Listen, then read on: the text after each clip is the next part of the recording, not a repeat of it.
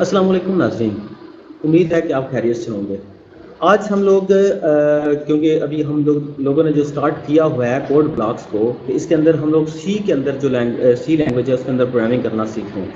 तो आज हम लोग पढ़ेंगे कि प्रिंट एफ जो है वो किस तरह से इस्तेमाल की जाती है। प्रिंट एफ एक फंक्शन होता है जो कि आपका जो कंसोल है यानी कि उसके ऊपर आउटपुट शो करता है। तो आज हम लोग प्रैक्टिकली इसको देखेंगे किस तरह से अपना जो कंसोल है उसके ऊपर अपनी वैल्यूज़ जो होती हैं उनको डिस्प्ले कर सकेंगे, यानी कि जो वेरिएबल्स के अंदर वैल्यूज़ होती हैं उनको डिस्प्ले करेंगे। और इवन कोई स्ट्रिंग, मतलब कि आपके लिखा हुआ, जैसे लिखा हुआ आ जाता है कि enter a password, enter an number, please input an number, तो ये चीज़ें किस तरह से लिखी हुई आती हैं। तो ये जो होता है वो प्रिंट एफ फंक्शन की मदद से इस्तेमाल किया जाता है। तो आपने अपने सिलेबस के अंदर भी पढ़ा होगा कि प्रिंट एफ फॉर्मेटेड प्रिंट से निकला हुआ है, जिसका मतलब है कि एक फॉर्मेटिंग जो होती है उसके तहत आपकी जो आउटपुट है वो स्क्रीन के ऊपर आती है।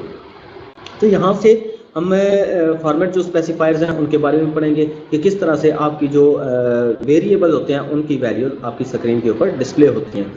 और इसके बाद हम लोग ये जानना सीखेंगे कि किस तरह से हम लोग जो स्कैन एप फंक्शन है उसकी मदद से हम लोग जो है वो इनपुट भी करवा सकते हैं। यानी कि अगर यूज़र जो है वो चाहता है कि प्रोग्राम चलने के दौरान यूज़र से इनपुट ली जाए, तो यूज़र से इनपुट लेने के लिए हम स्कैन एप फंक्शन यूज़ करते हैं। और वो जो स्कैन एप फंक्शन है उसको किस तरह से हम लोग यूज़ करेंगे और फिर उनको वेरिएबल के अंदर वैल्यूज़ जो स्टोर करवाएंगे स्कैन एप की मदद से, उन वैल्यूज़ को हम लोग जो है वो प्रिंट करवाएंगे by using the print F function.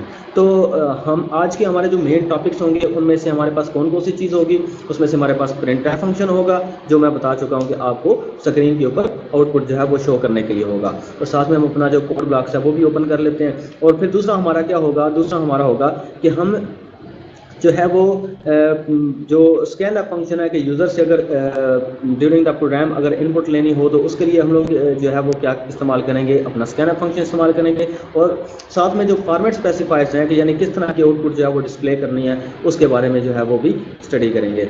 तो सबसे पहले तो काम हम ये करते हैं कि अपना जो एक नया प्रोजेक्ट है वो क्रिएट कर लेते हैं। तो आप जानते हैं कि यहाँ से जाके हम फाइल में जाते हैं और वहाँ से जाके हम एक न्यू जो होता है उस पर क्लिक करते हैं। न्यू पे क्लिक करने के बाद हम जो है वो एक प्रोजेक्ट, जो एक न्यू प्रोजेक्ट है उसको क्रिएट करना चाहते हैं हम, क्योंकि कंसोल एप्लीकेशन का प्रोजेक्ट बनाना चाहते हैं। तो कंसोल एप्लीकेशन को सिलेक्ट कर लें और गो पे क्लिक करें। उसके बाद हम क्या करेंगे, ये नेक्स्ट प्रेस कर देते हैं। यहाँ से सी को सिलेक्ट कर लेते हैं क्योंकि हम सी के अंदर करना चाहते हैं। एंड यहाँ पे हम अपने प्रोजेक्ट का नेम जो है टाइटल है वो लिख लेते हैं। और टाइटल दे लेते हैं कि हम लोग यूज़ करने वाले हैं प्रिंट एफ फंक्शन। तो मैं इसका जो नेम है उसमें दरमियान में मैं अंडरस्कोर डाल देता हूँ और फिर मैं नेक्स्ट, और फिर इसके बाद हम लोग फिनिश कर देते हैं। तो अगर आप लोगों को कोड ब्लॉक जो है वो इंस्टॉल करने में और उसके अंदर वो एरर आ जाता है कंपाइलर का, वो करने में अगर कोई इशू आ रहा है तो मेरी जो वीडियो इससे पहले जो मैं आप बना रखी है कि किस तरह से हम लोग इसको डाउनलोड करेंगे, इंस्टॉल करेंगे, उसको आप लोग ज़रूर देखिए और आपको अंदाज़ा होगा कि किस तरह से हमारे पास जो है वो कोड ब्लॉक जो है वो डाउनलोड किया जाता है और कौन सा वर्जन डाउनलोड करना है ताकि बहुत इजीली आपका जो सिस्टम है उसके ऊपर ये चलाया जा सके। अब ज़रा देखते हैं। तो मैं रिसोर्सेज में जा रहा हूँ, यहाँ पे मेरा एक सी का जो मेन प्रोग्राम है वो बना हुआ है। आप अभी इस चीज़ से तो वाकिफ़ हो चुके होंगे कि ये जो पहली लाइन है ये किस चीज़ को शो कर रही है, ये हेडर फाइल्स हैं, क्योंकि इनके अंदर ही ये जो हमारे सारे के सारे फंक्शन जैसे कि प्रिंट एफ है या स्कैन एफ है या इस तरह के जो भी फंक्शंस होते हैं वो सारे के सारे इन हेडर फाइल्स के अंदर जो है वो डिफाइंड होते हैं। तो आपको कोई सा भी फंक्शन यहाँ पे यूज़ करना हो तो उसका जो हेडर फाइल या उसकी जो लाइब्रेरी फाइल्स होती हैं उनको यहाँ पे इंक्लूड करना पड़ता है। यानी कि ये इसका फॉर्मेट जो होता है कि हम क्या करते हैं, ये हैश का निशान लगाते हैं, आगे इंक्लूड लिखते हैं और फिर उसके बाद एंगल ब्रैकेट्स के अंदर उस हेडर फाइल का जो नेम होता है वो लिख देते हैं। तो यहाँ पे हमारे पास दो जो हेडर फाइल्स हैं वो हम लोगों ने इंक्लूड कर रहे हैं। चलिए जी, अब हमारे पास जो है वो बॉडी आपकी जो हमारे पास है अपने प्रोग्राम सी प्रोग्राम की, वो कहाँ से स्टार्ट होती है, ये मेन से तो सबसे पहले स्टार्ट होता है। अगर तो आप स्टार्ट में अगर अपना प्रोग्राम लिखना चाहते हैं तो आमतौर पर हमें क्या करना चाहिए, यहाँ पे इंट यानी कि ये रिटर्निंग डेटा टाइप होती है हमारे पास। डेटा टाइप डिफरेंट तरह की होती है जिनके बारे में अभी हम लोग अपने जो वेरिएबल है वो क्रिएट करते हुए साथ साथ आपको एक्सप्लेन करूँगा। तो यहाँ पे जो इंट है वो हम लोग लगा रहे हैं, ये पूरा का पूरा फंक्शन है, इसके अंदर जो भी एग्जीक्यूशन होगी एट दी एंड हमें क्या शो करेगा, जो इंट रिजल्ट होगा वो हमें रिटर्न करेगा और इस रिजल्ट को हम कहीं भी आगे फंक्शन में या अपने प्रोग्राम के अंदर इस्तेमाल कर सकते हैं। So don't go in deep detail for this data type. हम यहाँ पे वर्ड भी लिख सकते हैं क्योंकि अगर हमें कुछ भी जो है वो रिटर्न नहीं करवाना। उसके बाद ये हमारी मेन होती है, और ये मेन हमने लिखा होता है क्योंकि हमारा जो प्रोग्राम है वो यहाँ से इस मेन के अंदर ही जो सारी की सारी एग्जीक्यूशन है वो करवा रहा है। तो मेन भी एक फंक्शन है, और फंक्शन की निशानी ये होती है कि हमारे पास आगे ये जो छोटी ब्रैकेट्स होती हैं हमारे पास प्रैक्टिस होती हैं वो यूज होती हैं। और इसके बाद हमारे पास मेन की बॉडी आती है। बॉडी इस ब्रैकेट से स्टार्ट होती है, करली ब्रैकेट से, यानी कि यहाँ से स्टार्ट होगी और यहाँ पर जाकर हमारी खत्म होगी। तो इसके अंदर जो कुछ भी आएगा हमारे पास वो सारे के सारा हमने क्या करना है, सारे के सारे आउटपुट इनपुट और सारा का प्रोग्राम का फंक्शन होगा। तो अब हम लोगों ने यहाँ तक सीखा कि किस तरह से हमारे जो बॉडी या पूरा का पूरा प्रोग्राम का स्ट्रक्चर होता है वो बना होगा। अब हम लोग जो इसके डिफरेंट पार्ट्स हैं उनके बारे में सीखेंगे कि ये हमारे पास प्रिंट एफ पहले से लिखा हुआ है कि अगर ये प्रिंट एफ इसके अंदर ब्रैकेट्स आती हैं, इन ब्रैकेट्स में ये डबल कोट्स के अंदर जो कुछ भी हम लोग लिखते हैं यहाँ तक जो कुछ भी हम लोग लिखते हैं वो क्या होता है, वो एज इट इज हमारी स्क्रीन के ऊपर प्रिंट हो जाता है। तो अभी आपके माइंड में ये क्वेश्चन होगा कि ये जो स्लैश एन है ये एक्चुअली न्यू लाइन पे जाने के लिए, यानी कि आउटपुट जो है वो इस लाइन से यहाँ पे आके इससे मैं लेट्स सपोज मैं आपके सामने परफॉर्म करता हूँ, इसी को कॉपी करके इसको मैं पेस्ट करता हूँ, तो सी किया एंड देन कंट्रोल डी किया, मैं इसको पेस्ट किया। अब मैं इसको यहाँ से साफ कर देता हूँ और मैं इसको डिलीट कर देता हूँ, और फिर मैं एक और कॉपी करके इसको कंट्रोल पेस्ट कर देते यहाँ से। अच्छा, करने के बाद अब मैं इसे रन करूँगा तो ये जो प्रिंट एफ हेलो वर्ल्ड को हमें प्रिंट करेगा, इस वक्त फर्स्ट हेलो वर्ल्ड, इससे अगली टाइम पे ये जो हेलो वर्ल्ड है वो प्रिंट होगा, और फिर इसके साथ ही ये वाला हेलो वर्ल्ड प्रिंट हो जाएगा क्योंकि हमने ये सिलेक्शन यानी कि न्यू लाइन का जो ऑपरेटर है यहाँ पे यूज नहीं किया हुआ था। तो इसके बारे में हम लोग डिटेल से किसी और वीडियो के अंदर बात करेंगे। यहाँ पे मैं अब इसे यहाँ इस बिल्ड रन के ऊपर क्लिक करता हूँ ताकि हमारा जो प्रोग्राम है वो बिल्ड भी हो जाए और रन भी हो जाए। तो मैं इस पर क्लिक करता हूँ, let's see what is our output. ये इसका बिल्ड एरिया है यहाँ पे। तो इसके बाद हमारे पास ये कंट्रोल आ गया। तो आप देख सकते हैं कि इस फर्स्ट लाइन के अंदर जो हमने बात की थी कि हेलो वर्ल्ड प्रिंट हुआ, एंड सेकंड लाइन के अंदर वो सेकंड लाइन का जो हेलो वर्ल्ड था वो प्रिंट हुआ, और साथ ही में दूसरा आ गया क्योंकि हमने सिलेक्शन इस्तेमाल नहीं किया था। तो इस तरह से हमारे पास जो वो क्या काम करता है, प्रिंट एफ काम करता है। अब हम प्रिंट एफ के जो डिफरेंट पार्ट्स हैं उनको स्टडी करने की कोशिश करते हैं। तो मैं यहाँ से सारे के सारा जो प्रिंट एफ है उसको मैं डिलीट करता हूँ। यहाँ से पहले तो हम वेरिएबल को डिक्लेयर करते हैं ताकि उसकी जो वैल्यूज होती हैं उनको हम लोग कर सकें सर। तो कोई भी जो वेरिएबल होता है उसको डिक्लेयर करने के लिए हमें क्या करना पड़ता है, सबसे पहले उसकी जो डेटा टाइप है वो हमें राइट करना पड़ता है। तो मैं इंट टाइप का एक वेरिएबल लेता हूँ, let's suppose human area A, और इसको मैंने डिक्लेयर कर दिया। तो आप जानते हैं कि सबसे पहले अगर वेरिएबल को यूज करना हो पहले उसे डिक्लेयर करते हैं और उसके बाद इसे इनिशियलाइज करते हैं। मैं एज डिक्लेयर करता हूँ 10। तो अब ये भी पता होना चाहिए कि जब भी हमारे पास कोई भी स्टेटमेंट एंड होती है तो सेमीकोलन जरूर लगाना पड़ता है ताकि इसको कंपाइलर को पता चल जाए कि ये स्टेटमेंट यहाँ पे खत्म होगी, ये स्टेटमेंट यहाँ पे खत्म होगी, ये स्टेटमेंट यहाँ पे खत्म होगी। रिटर्न जीरो एक्चुअली अपने कंसोल को रोकने के लिए होता है, यानी कि इसका जो हमने ऊपर जो वो अभी इसे लगाने की जरूरत नहीं है कि यहाँ से मैं डिलीट भी कर दूँ तो ये चलेगा, क्योंकि हमारे पास ये जो वॉइड इससे रिटर्न करने की कुछ भी जरूरत नहीं होती है। इंट के लिए रिटर्न जीरो हम लोगों ने लगाना था, जो जीरो है वो रिटर्न हो जाए। तो यहाँ से हमारे पास क्या है, ये स्टेटमेंट यहाँ पे खत्म होगी। अब मैं इसको अगर प्रिंट करना चाहता हूँ तो हमें क्या करना पड़ेगा, प्रिंट एफ, और मैं ये लगाया और इसके अंदर मैं लिख दिया, सॉरी ये इसके अंदर मैं लिख दिया डबल कोट्स में वैल्यू ऑफ। अस्सलाम वालेकुम। वालेकुम अस्सलाम सर।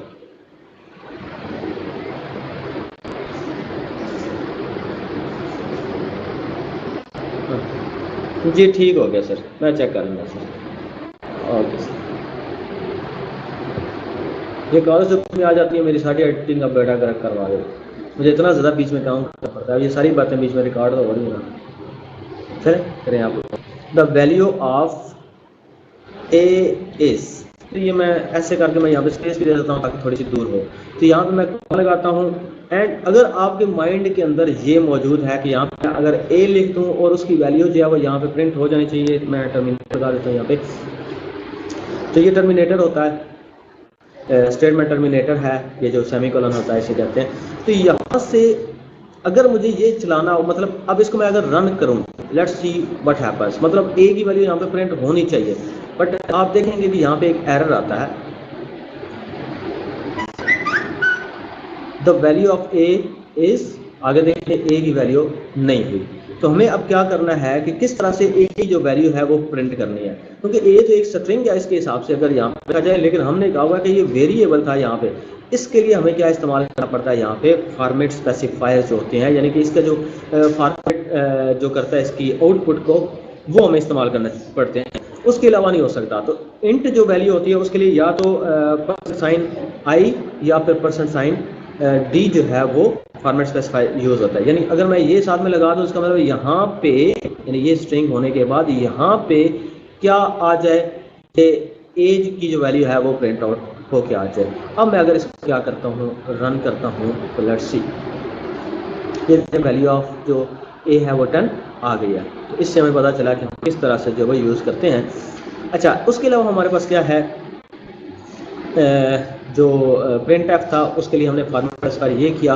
इस तरह से अगर मैं किसी और टाइप का डेटा ले लूँ, यानी कि मैं फ्लोट टाइप का, तो फ्लोट टाइप का जो डेटा होता है, फ्लोट एक वेरिएबल ले लेता हूँ, मैं ले लेता हूँ परसेंटेज, ठीक है, उसके लिए मैंने PER लिख लेते हैं, चलो। तो ये परसेंटेज के लिए है और इसमें मैं लिख लेता हूँ 2.5, सही है। और मैं इधर यहाँ पे लिखा। अब मुझे यहाँ पे जो फॉर्मेट स्पेसिफायर है वो भी फोर्स लगाना पड़ेगा ताकि मैं इसकी वैल्यू को प्रिंट कर सकूँ। मैंने ये किया और मैं यहाँ पे एफ लगाता हूँ, कोमा, यहाँ पे मैं लगा देता हूँ PR। मतलब ये कि मैं ये एफ जो है ना, फ्लोट टाइप की डेटा टाइप के लिए जो फॉर्मेट स्पेसिफायर होता है वो क्या होता है, एफ होता है हमारे पास। परसेंट एफ लगाया, आगे हमने PR लगा दिया, यानी कि ये जो वेरिएबल था इसकी वैल्यू। अब इसको प्रिंट आउट करके देखने की कोशिश करते हैं। तो अब जरा देखें, ये हमारे पास आंसर आया 2.5, आगे 6 जो प्लेसेस हैं वो उसने लिए हैं डेसिमल के बाद। अच्छा, इसको हम फॉर्मेट करने के लिए क्या करते हैं, हम ये जो फ्लो था इसके बाद 0.2 लगा देते हैं। अब इसको करके कोशिश करते हैं। तो ये देखिए कि उसने डेसिमल के बाद क्या लगा दिया, 2 दर्जे तक, 2 डेसिमल प्लेस तक हमें आंसर दिया। तो वो किस तरह से आंसर आया, क्योंकि हमने यहाँ पे 0.2 यानी कि डेसिमल के बाद हमें 2 जो फिगर्स हैं वो शो करे। हम इसको जो है वो यूज़ कर सकते हैं, उसने हमें यहाँ पे दी हुई है, ऑप्शन जो है वो दी हुई है। तो इस तरह से हम लोग क्या कर रहे हैं, प्रिंट एफ जो है वो यूज़ करें। इस तरह से एक और हमारे पास डेटा टाइप होती है, वो भी हम लोग करके देख लेते हैं 4, और यहाँ पे हम लिख लेते हैं C, यानी कि एक करैक्टर डेटा टाइप जो वो लेने की कोशिश करते हैं। और करैक्टर को आपको मैं बता दूं कि सिंगल के अंदर लिखा जाता है, जैसे मैंने यहाँ पे ले लिया लेट्स सपोज एक D, और ये मैं इसको स्टेटमेंट टर्मिनेटर जब यूज करता हूँ, और यहाँ पे मैं एक और जो फॉर्मेट स्पेसिफायर है, चलिए इसे ऐसा करते हैं कि एक और जो लाइन है वो क्रिएट कर लेते हैं। यहाँ पे मैं प्रिंट एफ, और इसके अंदर मैं लिखता हूँ डबल कोट्स में the value of C is, चले यहाँ पे एक फॉर्मेट स्पेसिफायर लगा देते हैं परसेंट C, क्योंकि हमारे पास चले मैं इस वेरिएबल का नाम ना कुछ और रख लेता हूँ, आपको कंफ्यूजन ना हो। यहाँ पे मैं करैक्टर टाइप डेटा, मतलब इसका जो करैक्टर टाइप होती है उसका फॉर्मेट स्पेसिफायर C होता है। तो यहाँ पे हम कुछ और जो डेटा टाइप की जो सॉरी वेरिएबल है वो हम लोग रख लेते हैं। तो यहाँ पे वेरिएबल मेरे ख्याल से हम रख लेते हैं X, सही है। अब हम क्या करेंगे, अब हम यहाँ पे जाके कोमा लगाते हैं, और कोमा लगाने के बाद यहाँ पे मैं X लिख देता हूँ, और इसको हम लोग स्टेटमेंट टर्मिनेटर से बंद करते हैं, और यहाँ से इसको एग्जीक्यूट करते हैं। तो यहाँ से अगर देखें तो आपको नज़र आ गया है the value of C is D। अब ये न्यू लाइन पे क्यों नहीं जा रहा, क्योंकि हम लोगों ने जो है वो परसेंट यहाँ पे हमने वो जो स्लैश n है वो नहीं लगाया हुआ था। इस वजह से यहाँ पे वो न्यू लाइन पर नहीं जा रही थी हमारी आउटपुट। अब देखिए मैंने वो परसेंट एन लगा दिया स्लैश एन लगा दिया, जिसकी वजह से यहाँ से नीचे मेरी आउटपुट जो है वो दूसरी लाइन के ऊपर आ गई। अच्छा, अब हम लोगों ने पढ़ना है कि हमारे पास स्कैन एफ क्या होता है, यानी कि ये जो हमें ए की वैल्यू थी हमने वेरिएबल डिक्लेयर किया है।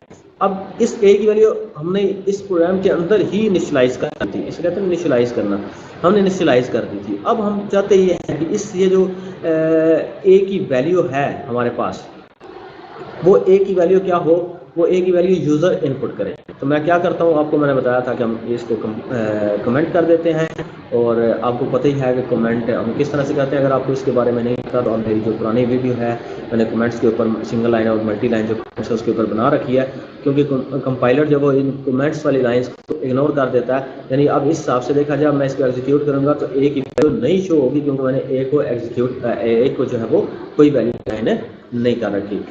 अच्छा, अब क्या करते हैं, अब मैं यहाँ पे एक लगाता हूँ, एक जो स्कैन एफ फंक्शन है वो हम लोग यूज़ कर लेते हैं। तो यहाँ से हम क्या करने वाले हैं, स्कैन एफ, और इसके अंदर हम क्या करते हैं, फॉर्मेट स्पेसिफायर, यानी कि ए जो है वो इन हम क्या करेंगे %d, क्योंकि ए की जो हमारे पास डेटा टाइप है वो क्या थी, इंट का डेटा टाइप थी, तो इसलिए हमें क्या करना पड़ा, %d उसका फॉर्मेट स्पेसिफायर लगाना पड़ा। आगे हम लगाते हैं ये कोमा, और उसके बाद हम लोग क्या इस्तेमाल करते हैं, हमने एम्परसेंड का साइन। ये आपने बात ध्यान में रखना है कि ये एक्चुअली एड्रेस को स्पेसिफाई कर रहा है कि किस वेरिएबल के एड्रेस में जाकर ये स्टोर हो जाए। तो किसके, ए में हम अगर स्टोर करना चाहते हैं कोई भी वैल्यू जो यूज़र इनपुट करे, तो उसके लिए हम लोग ये करेंगे।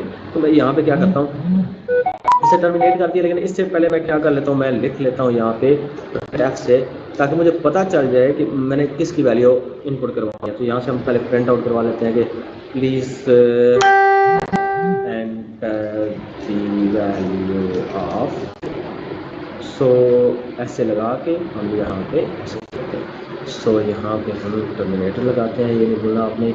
अब इसको रन करके देखते हैं, लेट्स सी व्हाट हैपेंस। अच्छा, वो कहता है कि इस, हाँ अब ये आ गया हमारे पास एरर। तो इसको देखते हैं कि हमारे पास कौन सा अनडिफाइंड प्रिंट है। देखिए, हमने सिंटैक्स एरर क्रिएट किया, यानी प्रिंट लिख दिया था, टी नहीं डाला हम लोगों ने यहाँ से। तो मैं टी कर देता हूँ इस तरह से। तो अब देखते हैं कि ये हमारे पास क्या किया, हमारे पास चला कहता है please enter the value of A. तो वैल्यू ऑफ ए मैंने क्या किया जी, यहाँ पे प्रिंट 5 एंटर किया, मैंने एंटर प्रेस कर दिया, the value of A is 5। देखिए, हमने इनिशियलाइज नहीं किया, यूज़र ने जो एंटर किया था वो यहाँ पे जाकर हमने शो भी कर दिया। यानी कि अगर स्कैन एफ की मदद से हम क्या कर सकते हैं, अपनी वैल्यूज यूज़र ले सकते हैं। तो अब आपको यकीनन अंदाज़ा हुआ होगा कि अगर यूज़र से कोई भी डेटा इनपुट करवाना है तो उस इनपुट करवाने के लिए हमें यहाँ पे फॉर्मेट स्पेसिफायर उस डेटा टाइप का जो हमने ऊपर वेरिएबल डिक्लेयर किया हुआ है, और आगे एम्परसेंड लगा के उस वेरिएबल का नाम लिखते हैं, और फिर उसके बाद हम क्या करते हैं, रन करते हैं। तो हमारे पास जो कंसोल है वो पूछेगा कि आप इसके अंदर कोई वैल्यू एंटर करें। तो होप सो कि आपको यहाँ तक बहुत से जो कॉन्सेप्ट हैं वो क्लियर हो गए होंगे। अगर आपको हमारी वीडियो अच्छी लगी हो तो इसको सब्सक्राइब ज़रूर करें, और बेल नोटिफिकेशन को भी ऑन करें, और नेक्स्ट वीडियो के लिए वेट करें। और अगर आपको कोई प्रॉब्लम है तो वो कमेंट सेक्शन के अंदर आप पूछ सकते हैं, तो इंशाल्लाह हम लोग उसे रिप्लाई करने की कोशिश करेंगे। Will see you for